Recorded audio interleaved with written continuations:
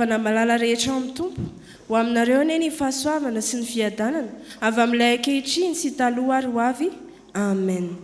Anio alahady fahatelopolo ny volana novambra 2024 alahady izay amaranantsika fandiniana ny loha hevitra manao hoe mahandrasa ho avy ny tompo.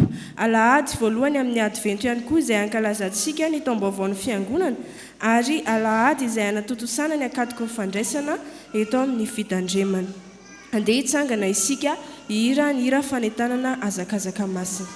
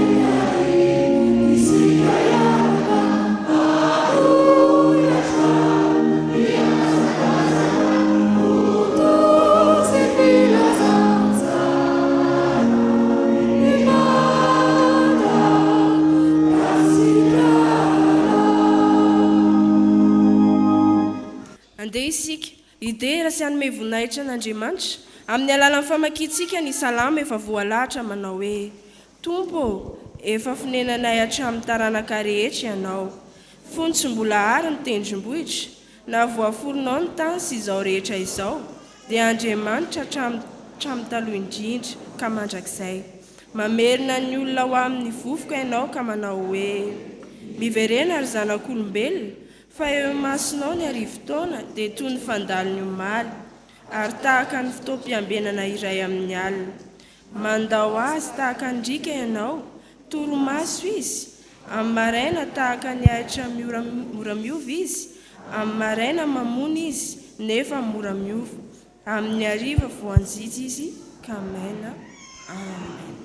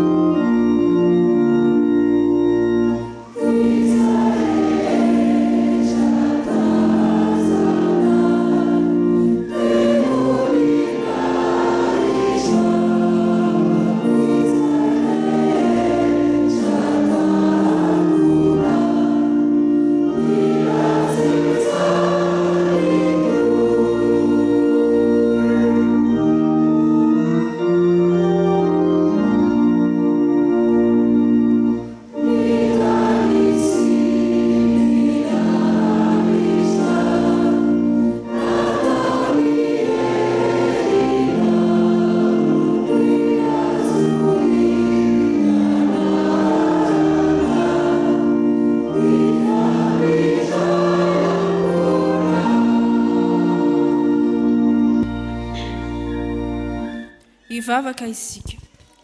Ry Andriamanitra tompotianay io. Misaotra anao izahay nomenao ity andro an'io ity indray.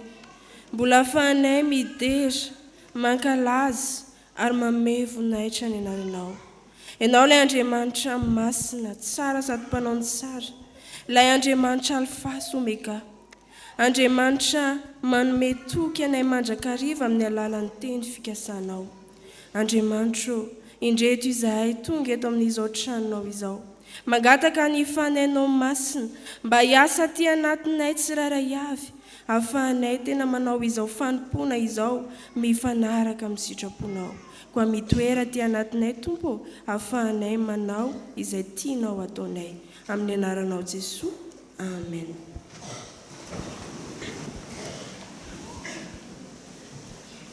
Ry havana malala, enoy amin'ny fanajana ary ny teny manambara ny sitrapon'Andriamanitra amintsika.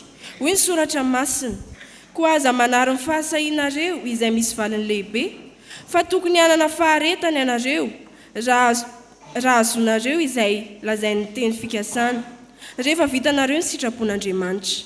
Fa rehefa afaka kelikely, dia ho tonga ilay ho avy fa tsy tarehetra, ary ny oloko marina dia ho velon'ny finoana, fa raha mihemotra izy dia tsy sitraky ny fanaiko. Amen.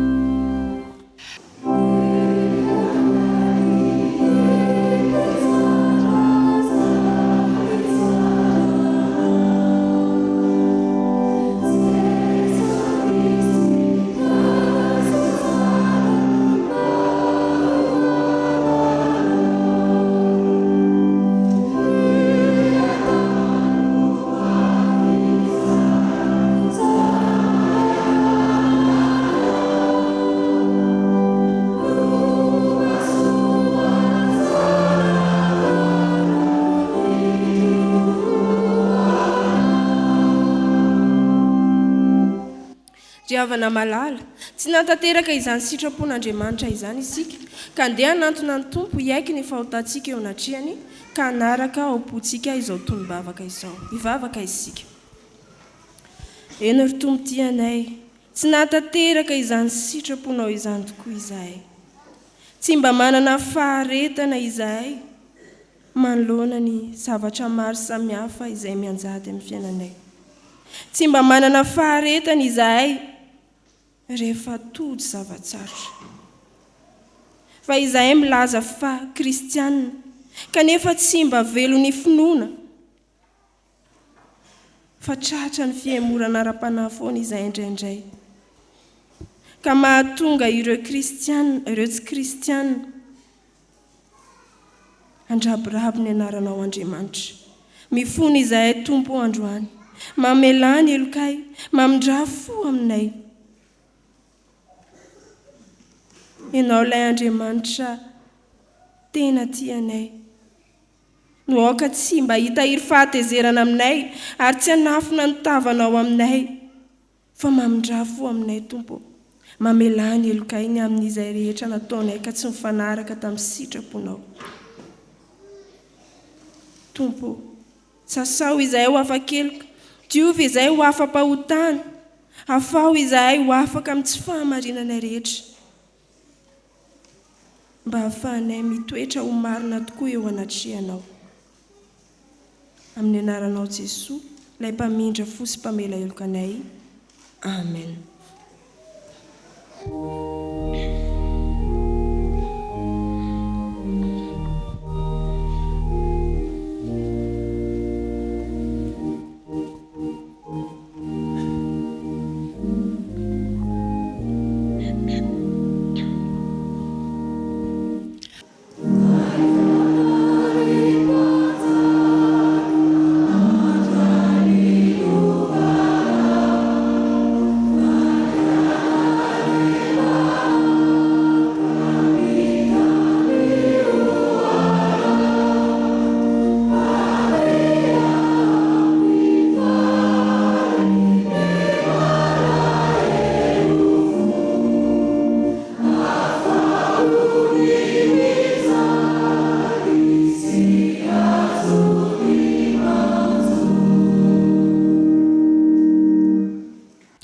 Ny Andriamanitra izay tompontsika azy avana dia Andriamanitra mpamindra-po sy mpamela elokantsika, ka raiso amin'ny fifaliana sy amin'ny fanantenana eo am-pitsanganana azy ny famelan-keloka izay omen'ny tompo antsika.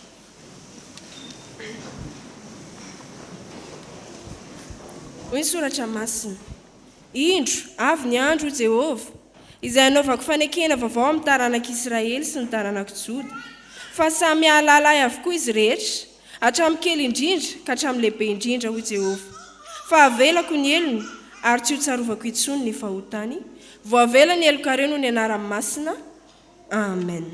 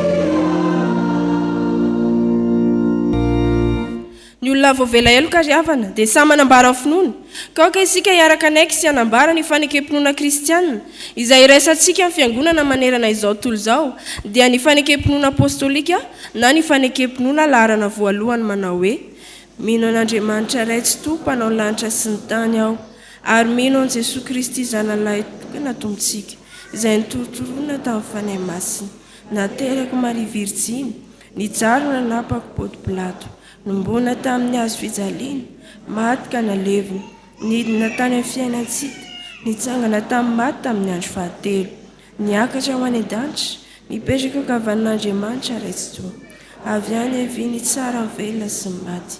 Mino ny fanahy masina aho, ny fiangonana masina manerana izao tontolo izao, ny fiombonan'ny olona masina, ny famelan-keloka, ny fitsanganan'ny tena maty, ary ny fiainana mandrakizay.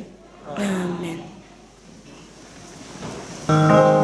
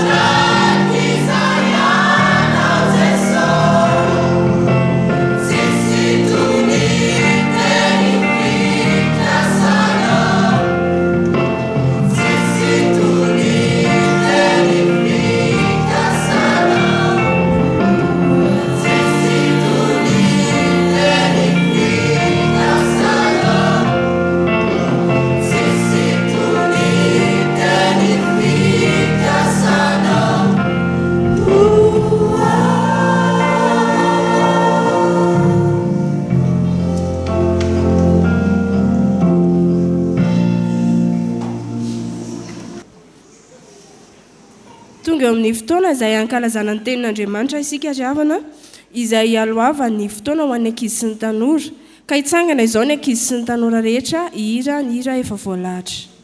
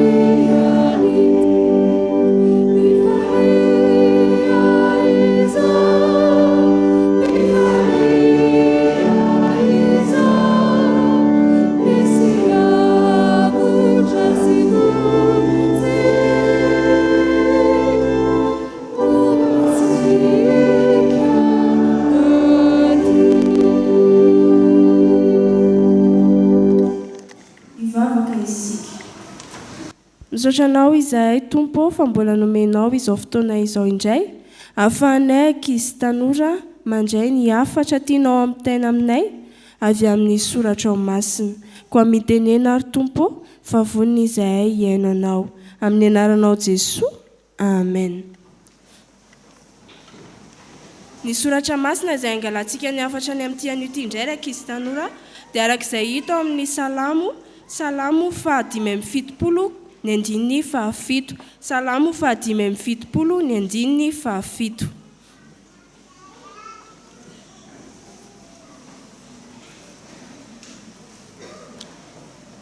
Rehefa hita dia vakitsika miaraka amin'ny anaran'i Jesosy manao hoe fa Andriamanitra no mpitsara, mampihetry ny anankiray izy ary manandratra ny anankiray kosa. Amen. Inona moa ny dikan'izany hoe mihetry sy manandratra izany ry ankizy tanora? Ny hoe mihetry dia mipetraka amin'ny toerana ambony izy dia ampidinina amin'ny toerana ambany. Dia mifanohitra amin'izay ny hoe manandratra amin'ny toerana ambany, ampiakarina amin'ny toerana ambony. Andeha ny tantaran'i Davida sy Goliata no entintsika anazavana izao soratra masina izao. Iza mbola tsy naheno an'izany tantaran'i Davida sy Goliata izany? Efa naheno daholo izany tsika. Iza moa Goliata? Goliata dia miaramila Filistina izy, izay fahavalon'ny Israely tamin'izany fotoana izany. Io Goliata io dia olona tena mahay miady be, ary tena olona matanjaka sady mahery. Dia Davida kosa dia mpiandrondry izy, tena mbola tanora. Izy ny zandriny indrindra amin'ny zanaky ny dadany, izany hoe izy izany ny faralahy ao amin'ny trano izay misy azy. Rehefa niady amin'izay ry ankizy tanora ny Filistina sy ny Israely dia ndrehare be mihitsy ity Goliata ity, satria fantany izy hoe olona mahay miady sady olona matanjaka. Dia niantso miaramila Israely izy hoe avy ianareo, avy mandeha fasa olona anankiray hiady amiko. Dia tsy vitan'izay fa sady naniratsira nandraboraby ireto miaramila Israely reto Goliata. Dia inona ozy izy nareo nataon'ireto miaramila Israely reto? Tsisy sananantona mihitsy izy satria natahotra ny Goliata daholo. Dia indray andro Davida izay mpiandrondry dia nirahany dadany hoe Davida, andany ianao manaritra sakafo ho amin'ny zokinao. Dia reto zokin'i Davida reto mantsy dia nandeha niady niaraka tamin'ilay miaramila Israely hiady tamin'ny Filistina. Dia rehefa tonga teo amin'ny zokin'i Davida dia eniny amin'izay ny tenin'ny Goliata naniratsira nandraboraby andreto miaramila Israely reto. Dia teo amin'izay Davida vao tapa-kevitra hoe andeha hiady amin'ny Goliata. Dia rehefa vonona hiady amin'ny Goliata amin'izay Davida dia hoy ny mpanjaka hoe Davida, ireto akanjo anaovanao entinao hiadiana aminy. Izany hoe nomena akanjo fentina miady izany Davida. Dia rehefa nanaovany ilay akanjo dia tsy nahazo aina amin'izay izy satria olona tsy zatra miady. Dia rehefa tsy nahazo aina izy dia nataony inona ilay akanjo? Nesoriny ilay akanjo. Fa mampiandrondry azy moa inona mampiavaka azy? Mitondra inona? Mitondra tehana dia kitapo ary atsamitady ihany ny teny aminy. Dia rehefa hitan'ny Goliata amin'izay Davida nanantona azy dia nanao tsinotsinona azy satria dia hoe tanora. Dia hoy izy Goliata hoe alika angaho ny atony lahy amin'ny tena, avy ety amiko dia omeko ny voromanidina sy ny bibidia nofony lahy. Izay no nataon'ny Goliata tamin'ny Davida rehefa nanantona azy Davida. Dia zao ny fanontaniana mipetraka amintsika ankizy tanora. Raha ny eritrerintsika dia iza ny tokony haresy, le matanjaka sa le malemy? Le matanjaka ny tokony haresy. Dia amin'ny Davida sy Goliata zany, iza ny tokony haresy raha ny eritrerintsika? Goliata ny tokony haresy. Dia nefa ny eto tsy Goliata ny naresy fa izy Davida, satria Davida niaraka tamin'Andriamanitra dia nasandratra Andriamanitra, fa i Goliata kosa nihetry. Dia ahoana ilay soratra masina antsika teo? Fa Andriamanitra no mpitsara, mampihetry ny anankiray izy ary manandratra ny anankiray kosa. Goliata zany izay nieritreretina hoe manan-kery, matanjaka, mahay miady dia nahetrin'Andriamanitra. Fa Davida kosa izay eritreretina hoe tanora dia nasandratra Andriamanitra dia nandresy izy. Dia izao zany ry ankizy tanora, tsy miankina amin'ny herintsika na ny tanjakintsika no ahavitantsika zavatra anankiray, fa ny fakinantsika amin'izy fiakinantsika amin'ny Andriamanitra irery ihany. Tsy tokony irehare zany tsika amin'izay ananantsika fa iza no tokony ho reharehantsika? Andriamanitra no tokony ho reharehantsika satria izy no mahay mampietry ary mahay manandratra. Andeha hivavaka isika. Misaotra anao izahay ry Jesoa ny amin'ny teny izay nomenao anay ankizy tanora. Dia manomboka androany izahay tsy hirehareha intsony amin'izay anananay fa ianao Andriamanitra no reharehanay amin'ny fiainanay manontolo. Amin'ny anaranao Jesoa. Amen.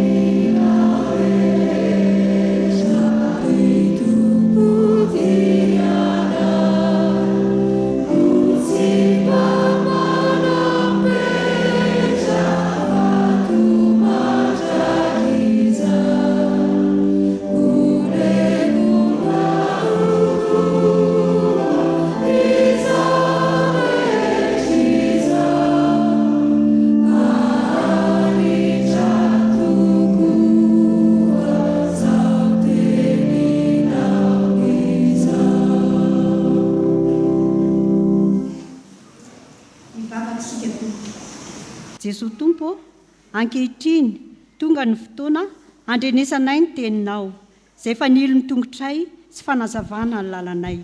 Feno ny fanahinao masina izahay izay hamaky ny teny, indrindra amin'ny mpanomponao hanambara ny hafatrao.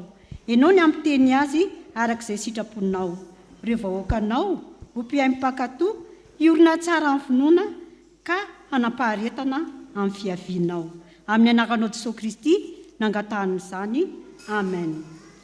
Hiaraka hamaky sy hainy soratra masina isika ao amin'ny fanekena taloha bokin'ny Salamo. Salamo 5:7. Rehefa hita dia ho vakiana amin'ny anaran'ny Tompo. Isaoranay ianao, Andriamanitra, eny isaoranay ianao, fa akaiky ny anaranao, mitoro ny fagagana ataonao ny olona, fa ho avy tokoa amin'ny fotoanao, eny izao no hitsara marina. Miorooro ny tany sy ny mponina rehetra eo aminy, nefa izao no nanorina ny andriny. Hoy izao tamin'ny mpirehare, aza mirehare, ary tamin'ny ratsy fanahy, aza manandra tandroka, aza manandratra ny tandroka reo avo, ary aza miteny saisay amin'ny fahamafiakatoka. Fa tsy avy any atsinanana, na avy any andrefana, na avy any atsiro ny fisandratana. Fa Andriamanitra no mpitsara, mampietry ny anankiray izy ary manandratra ny anankiray kosa. Fa misy kapoaka eo an-tanan Jehovah, feno divay mandroatra miaroaro zavatra iny, ka ampisotrony, eny ny ratsy farena rehetra amin'ny tany dia hitroka amin'ny faikany. Fa izao anambara izany mandrakizay, ka kalaza n'Andriamanitra Jakoba, ary ny tandroky ny ratsy fanahy rehetra ho tapahiko, fa ny tandroky ny marina kosa no asandratra.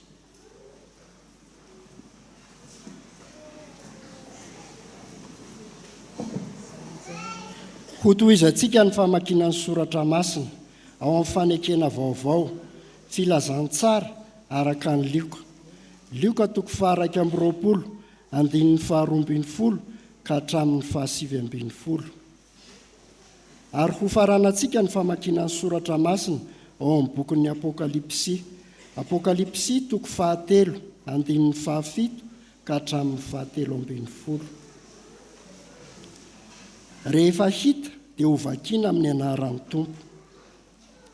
Ary raha tsy mbola tonga izany rehetra izany dia hisambotra anareo izy ka hanentsika ary hanolotra anareo ao amin'ny sinagoga sy ao an-tranomaizina, ka hoentina eo anatrehan'ny mpanjaka sy ny mpanapaka ianareo no hon'ny anarako. Dia ho tonga ho vavolombelona aminareo izany, ko ahoreno ao am-ponareo ny tsy hevitra raha teo izay havalinareo. Fa izao no hanome anareo vava sy saina izay tsy ho azo ny fahavalinareo rehetra valiana na resena. Ary atolotry ny ray sy ny reny sy ny rahalahy ary ny havana mantsakaiza ianareo, ho an'ny sasany aminareo dia ho vonoiny. Ary ho halan'ny olona rehetra ianareo no hon'ny anarako, nefa tsy hisy ho very na dia singam-bolo iray eo amin'ny lohanareo aza. Amin'ny faharetanareo no hatananareo ny ainareo. Ary soraty ho amin'ny anjelin'ny fiangonana ny Filadelfia, izao no lazain'izay masina, izay marina, izay manana ny fanalahidin'i Davida, izay mamoa ka tsy hisy hanidy, ary manidy ka tsy misy mamoa. Fantatro ny asanao, indro efa nasiako varavarana mivoa eo anatrehanao, ka tsy misy maharindrina azy. Fa manana hery kely ihany ianao, ka nitandrina ny teniko, ary tsy mba nandà ny anarako. Indro alaiko ny sasany amin'ny sinagogan'ny Satana, izay milaza ny tenany ho jiosy, kanjo tsy izy fa mandainga.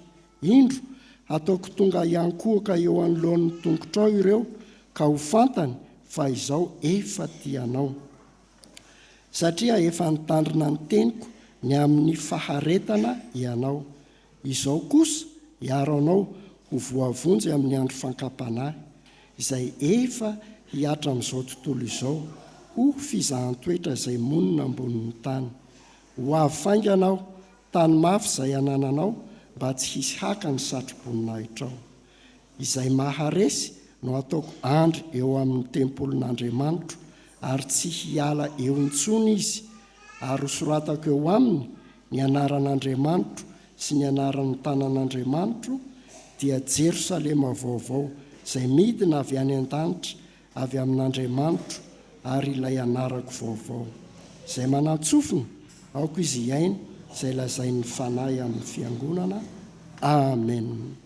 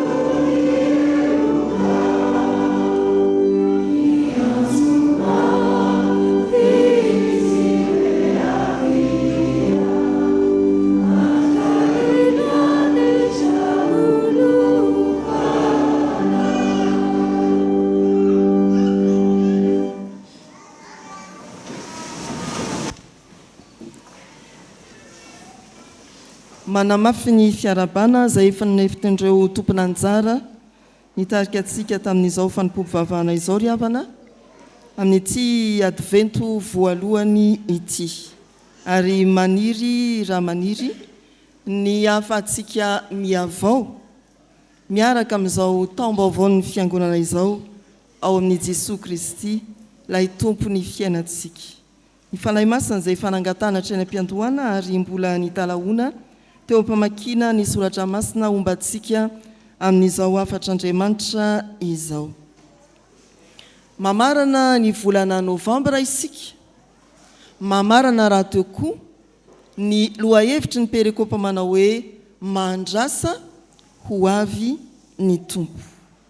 fa araka ny voalaza teo dia manomboka taona vaovao, adventy voalohany taom-baovao ny fiangonana.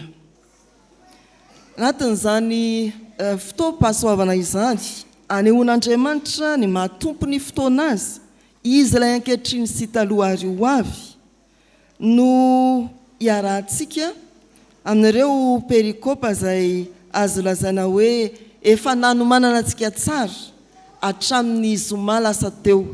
Raha ny karatra mofinaina, ny zoma lasa teo dia ny filazantsara araka ny Luka, voalahatra tao amin'ny perikôpa no anjarantsika. Omaly sabotsy dia ny apokalipsy, toko 7:7 hatramin'ny 7:10. Ary izao anio izao araka ny mofinaina dia ny salamo 5:70. Raha manaraka ny karatra mofinaina isika, tsy mbola nisy na mahalana ny fahitana hoe misesy ho fanomanana antsika ny alahady manaraka ny anjara mofinaina. Fa ny misy mazana dia ny hoe vita ny alahady isesy ao anatin'ny herinandro vaovao ho diavintsika ireo anjara mofinainantsika.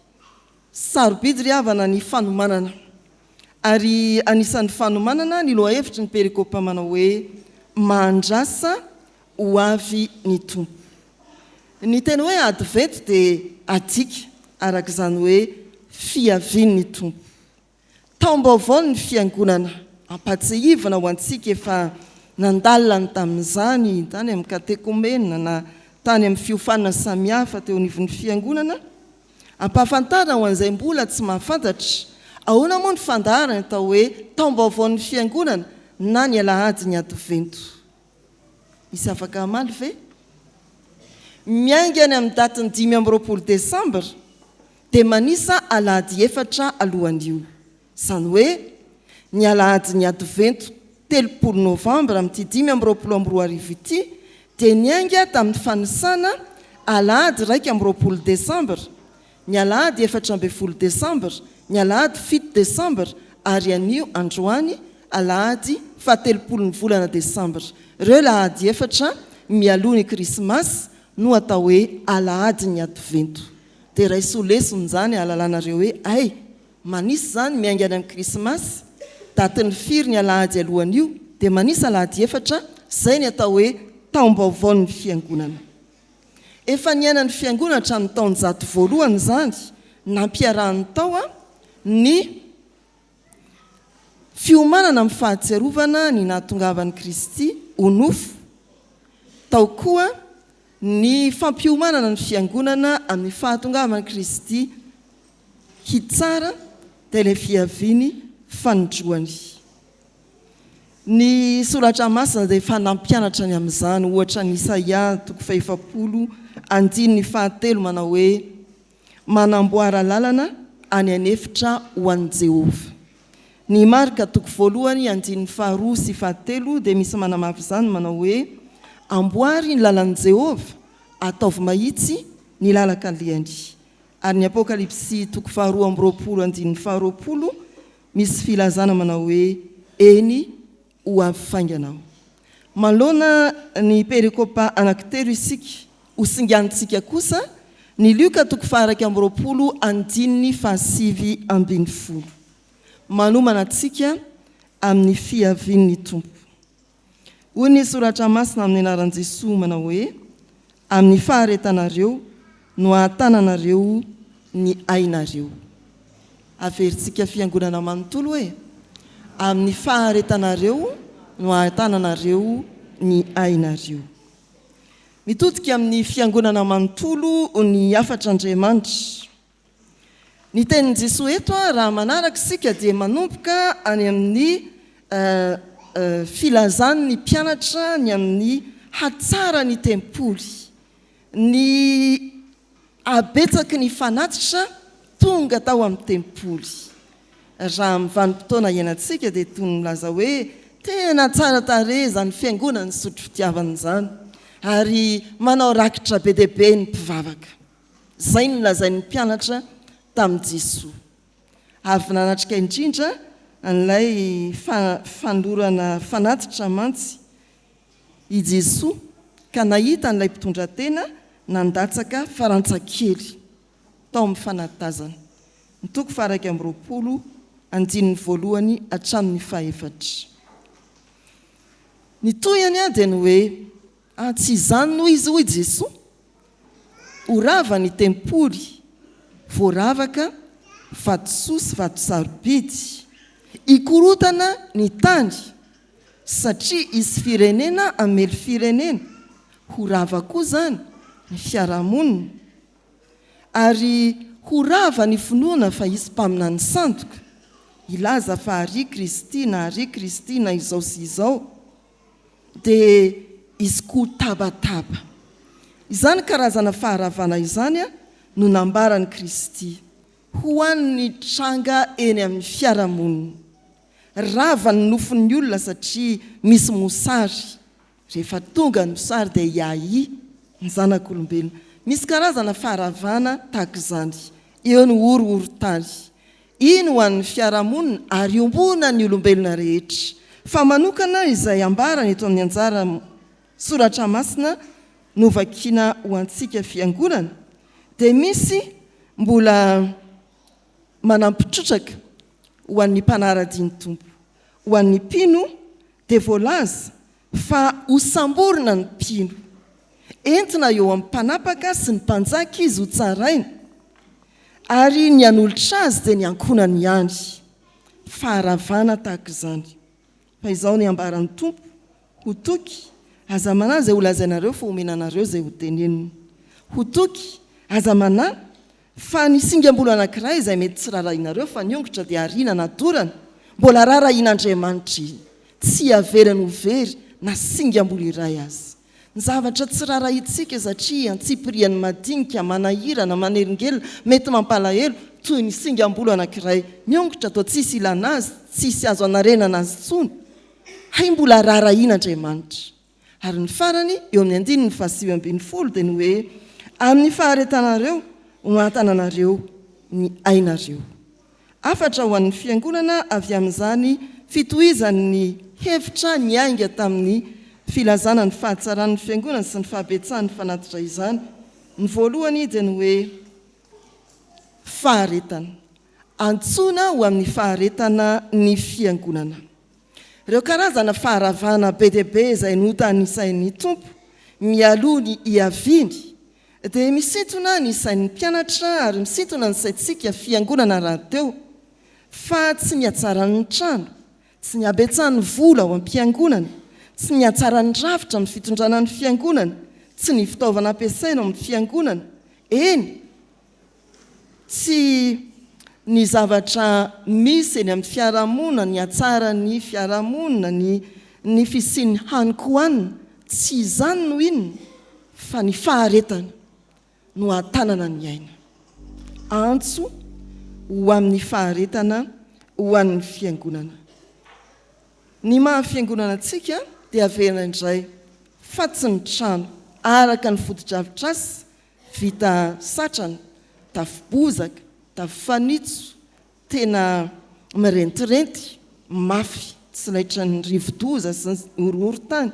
Tsia, fa ny mahafiangonana dia ianao maharitra amin'ny finoana. Fiantsoana antsika ny hoe amin'ny faharetanareo no antananareo ny ainareo. Ny fanontaniana apetraky ny tompo amintsika fiangonana dia ny hoe mbola hitoetra ve isika na inona mitranga handeha ny tantaran'izao tontolo izao isy karazana faharavana, isy fanenjehana mavaivay, mbola hitoetra ve ianao? Any aminao ny valiny, lazao mangina ao am-ponao ry havana.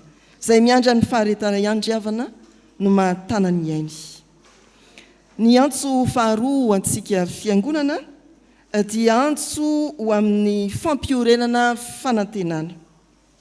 Ny advento dia fiandrasana ny fiavian'ny tompo, ny fiverenany hitsara. Miankina amin'ny teny fikasan'Andriamanitra zany. Raha ny Salamo 10:20 izay fanentina tao amin'ny 10 minitra ary novakina manontolo tamintsika, ho avy tsara ny tompo ny fiaviany fanondroany, raha ny fiaviany voalohany dia tonga namonjy izy. Ary izany teny fikasan'Andriamanitra ny amin'ny fiaviany fanondroany tsara izany dia mahatonga antsika tena iorina tsara amin'ny fanantenana satria tsy very anjara ny fanamarinan'Andriamanitra isika raha tonga hitsara i Jesosy Kristy. Teny fampanantenana zany amin'ny hoe iza no hiapahanga ny olom-bo fidin'Andriamanitra? Kristy Jesosy ho efa maty, Kristy Jesosy no manamarina.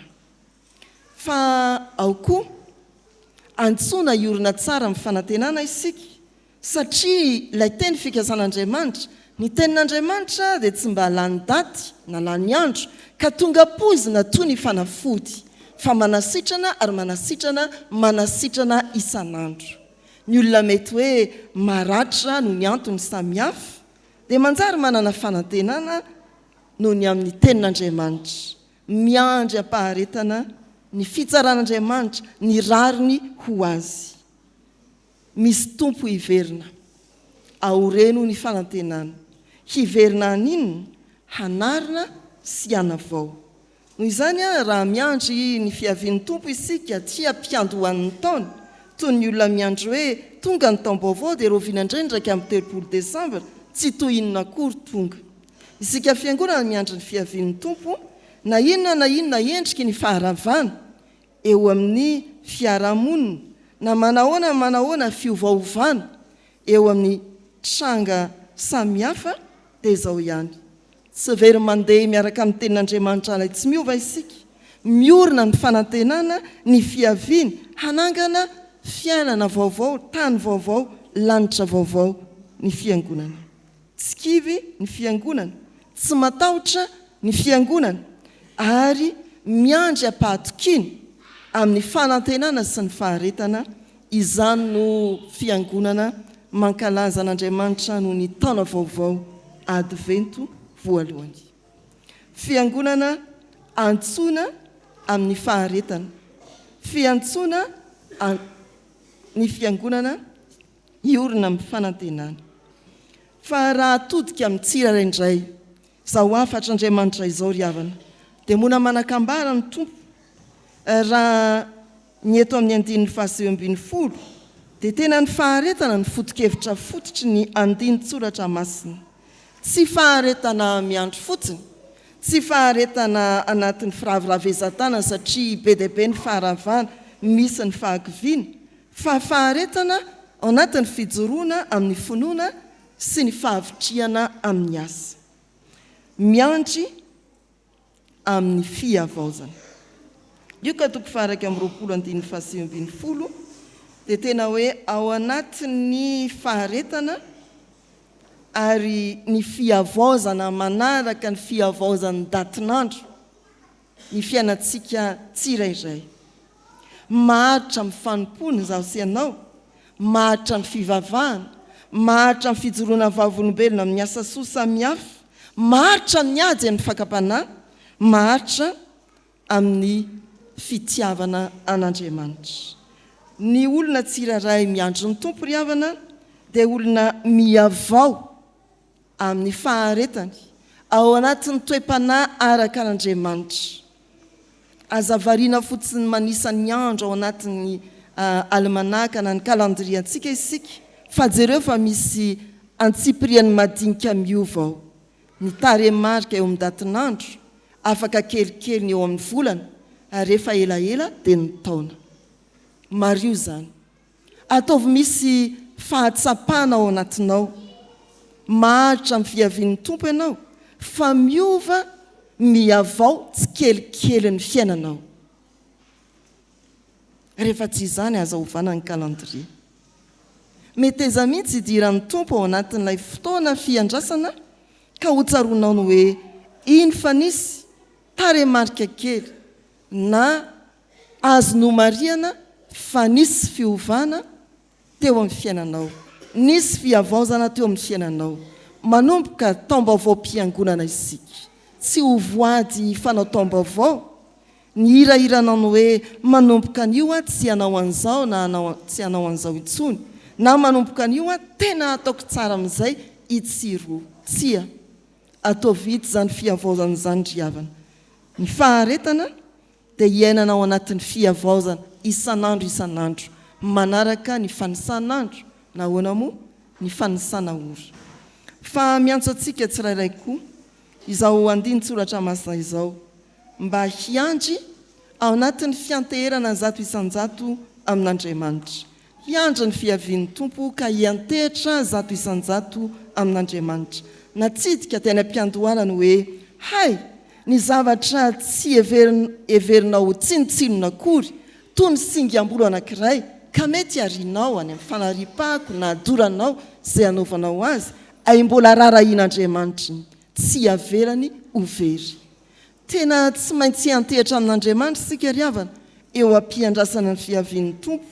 Mety misedra olana ianao amin'ny asa aman-drahanao na ny asa fivelomanao. Mety misy fahasarotana ara-ankonana ara-pianakaviana ianao. Mety miatrika tsy fahasalamana lavareny ianao na ny ankonanao. Mety misy tebiteby sy fahantrana miteraka fihetsem-po tsy mitombona eo amin'ny fiainanao. Fa amin'izany dia tsarovy. Fa amin'izay tsy vitanao ny firarahiana azy na everinao ho tsinotsino intsony mahareta manana hevitra everana antsika ny tompo. Amin'ny faharetanareo no atananareo ny ainareo. Ny teny hoe faharetana dia midika hoe fitoerana mafy amin'ny fanantenana ao anatin'ny sarotra. Io voambolan'io raha zohina ny any amin'ny fototra dia ahitana sary olona tena mifikitra mafy amin'ny seza ipetrahany na koa tsy mety miala na mivoaka ao amin'ny tokantrano onenany. Izany no hevitra hoe faharetan'io. Ary antsonantsika hiantehitra mafy hifikitra amin'izay fa iorenantsika ary tsy hiala ao amin'ny trano ny ankonan'Andriamanitra efa namponenana antsika. Na inona miatra miantehera amin'Andriamanitra mifikira. Na inona mitona aza miala ao amin'ny ankonan'Andriamanitra isika eo ampiandrasana ny fiaviany. Advento riavana dia antso amin'ny fijoroana ny fifandraisana tsy tapaka amin'ny tompo ilay andrasantsika ary ny fianteherana aminy amin'ny zavatra rehetra mitranga eo amin'ny fiainantsika. Misy singam-pitenenana anankiray sarobidy navela ny mpanitsy fiavahana dia Jean Calvin ho antsika fiangonana. Raha miresaka ny amin'ny faharetana amin'ny fiandrasana ny fiavian'ny tompo izy dia milaza manao hoe ny faharetana eo amin'ny fiandrasana ny fiavian'ny tompo dia asa lehibe takina mipino izany no anehoany ny fahatokiny an'Andriamanitra ilay tompo ny fotoana voatendry. Ny faharetana ny fiandrasana ny fiavian'ny tompo asa lehibe takiny mipino izany no anehoany fahatokina an'Andriamanitra ilay tompo ny fotoana voatendry. Amin'izany ariavana dia aoka isika hiteny miaraka amin'ny fiangonana hatramin'ny taonjato voalohany manao hoe avia Jesosy tompo. Mandra-piaviny advento izao fotoana izao. Hitoetra amin'ny faharetana isika satria izany no ahitanantsika ny aintsika. Advento vaovao ny taona miomana hiavao isan'andro miaraka amin'ny Kristy lay tompo ny fotoana. Amen.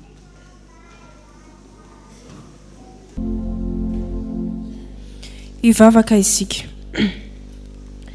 Misaotra anao izay ry tompontianay amin'ny afatra izay nampitondrainao anay indray tamin'ny alalan'ny mpanomponao. Misaotra anao izay satria sampanay tokoa fa Andriamanitra tianay ianao ka mitady izay hampandroso anay amin'ny finoana ao aminao Jesosy Kristy tomponay. Mivavaka izay ho an'ny fiangonanao izay voantso amin'ny faharetana sy mba ampiorina amin'ny fanantenana ihany koa ary antehatra aminao Andriamanitra. Mivavaka izay tompo mba tsy andalo fotsiny aminay ny teninao fa tena iainanay, horaketinay am-ponay ary ampiarinay amin'ny fiainanay andavanandro. Indreto izay fiangonanao. Ianao Andriamanitra mihitsy no ampitoetra anay tompo ao aminao ka hahafahanay miaritra sy olona marina amin'ny fanantenana izay fanomenao Jesosy Kristy anay. Mba hijoro amin'ny finoana tranany izahay manoloana ny zavatra maro samihafa izay mitranga amin'izao fotoana izay iainanay izao. Maro ireo trangam-piarahamonina, maro ireo faharavana izay hita eto sy eroa mitady hakivy, mitady haketraka anay. Kanefa ao anatin'izany tompo dia aoka ianao Andriamanitra no ampitoetra marina aminay. Ampitoetra marina anay ao amin'ny fitiavanao. Ry Jesosy Kristy tompo anay io. Misaotra anao izay satria nahatratra izao taom-baovao ny fiangonana izao. Ary tsy hoe ny taona ihany ny vaovao tompo, fa izay tsiraray avy reto ane, tena hiavao marina tokoa ao aminao Jesosy Kristy, hiavao amin'ny zavatra rehetra, na amin'ny fanompona, na amin'ny zavatra izay nampanaovinao aminay ireo andraikitra sy asa maro samihafa.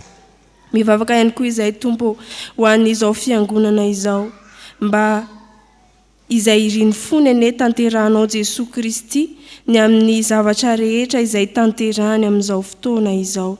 Mba hatsapany fa eo ianao, mba hatsapany ihany koa fa mialo lalana sy mitantana azy ianao amin'ny zavatra rehetra. Tsy adinonay ihany koa tompo mivavaka ho an'ny firenena izay misy anay. Ianao mahafantatra sy mahalala ny zavatra rehetra mitranga eto amin'izao firenena misy anay izao. Ianao Andriamanitra no hialo lalana ny mpitondra anay, mba hahafahany manana fahendrena marina hitondrana izao firenena izao, ka handeha amin'ny fahamarinana izy sy ireo mpiara-miasa amin'ny rehetra. Fa mivavaka ihany koa izay ho an'inay vahoaka malagasy manontolo. Ianao Andriamanitra ihany koa ny toetra ty anatinay, mba hanampahendreny izahay, mba hahafahanay mikatsaka mandrakariva ny hampandrosoana izao firenena misy anay izao. Miatomboka amin'ny tenanay sy ireo manodidina anay. Tompo, maro ny zavatra tianay angatahana eo anatrehanao. Izay tsiraray avy reto ihany koa dia manana ny etaetaponay tiana eto anatrehanao. Koa mihainoanay tompo amin'izao vavaka natao fanginana izao.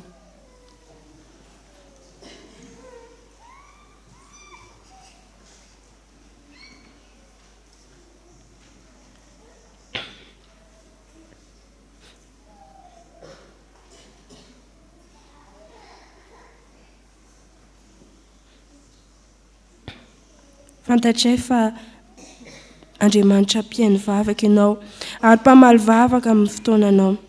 Aoka tompo ny valim-bavaka izay irinay fatratra dia tsy hoterenay amin'ny fotoananay, fa ny fotoananao Andriamanitra ny tena tsara indrindra ndraisanay izany valim-bavaka izany. Ka aoka tompo anapaharetana izay eo mpiandrasana izany. Ho avy tokoa ianao Andriamanitra, ka aoka ihany koa izay hitoetra ao amin'ny fahatsaranao sy ny fitiavanao mandrakariva. Maminay tompo manakambana izany vavaka izany amin'ilay vavaka nampianarinao mpianatra ao fa izay manao hoe: Ray anay izay ny an-danitra, ho amasina ny anaranao, ho tonga ny fanjakanao, atao any sitraponao ety an-tany tahaka ny any an-danitra. Meo anay anio ny anasaza ao anay, ary mamelany elokay tahaka ny amelanay izay ny eloka taminay. Ary aza mitondra anay amin'ny fakapanahy, manafahanay amin'ny ratsy, anao ny fanjakana sy ny hery, ary ny voninahitra mandrakizay. Amen. Hamarana ny fotoana iombonan'ny besinimaro sika riavana ho an'ny mpandray fanasany tompo dia hiomana kosa hiatrika ny akatoko ny fanaisana aorian'izao fotoana izao. Aoka ritsangany sika fiangonana anao ny hira voalahatra mialoha ny anolorana ny tsotra.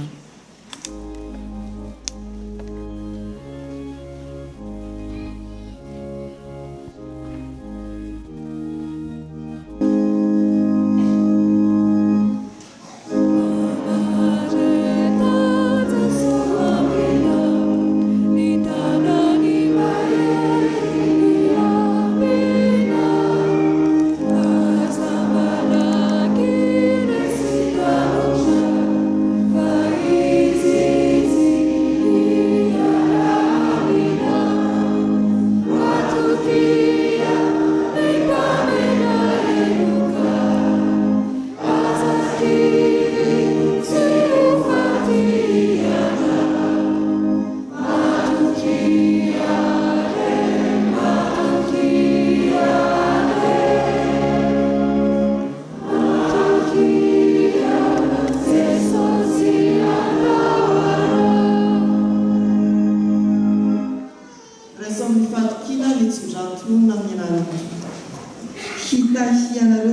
tompo ka hiaro anareo, hampamilapilatra ny tavany aminareo ny tompo hamindra fo aminareo, hanandratra ny tavany aminareo ny tompo hanome anareo fiadanana. Mandiana amin'ny faharetan'ny tompontsika. Amen.